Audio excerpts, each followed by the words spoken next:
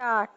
I am directed to say that one of the criteria laid down in para 6 of this department's circular letter, dated the 7th May, 1966 is physical fitness and mental alertness of the government servants concerned, full stop.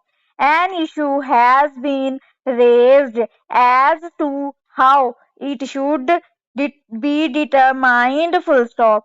Generally, it is easy for the head of department, head of offices with whom a person is working to judge the state of his health from his efficiency, full stop. If a person is performing his duties efficiently, then the presumption is that his health does not act as an obstacle in the way of his efficiency, full stop. In such a case, no medical examination is called for to determine his physical fitness and mental alertness, full stop. Under the circumstances, it has been decided that unless a head of department, head of office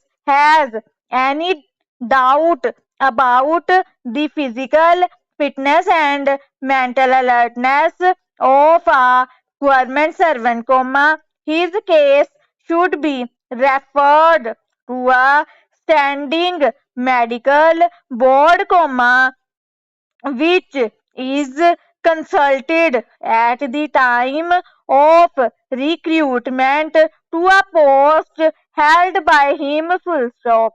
A question has also been raised about the date from which the extension re-employment period should be counted, full stop. In this connection, attention is invited to para 20 of this department's letter under reference that normally a government servant should be given extension instead of re-employment, full stop. It has been decided that for the sake of uniformity, the period of extension should commence from the 1st of August 1966, as most of the cases pertaining to those persons who have already crossed the age of 55 years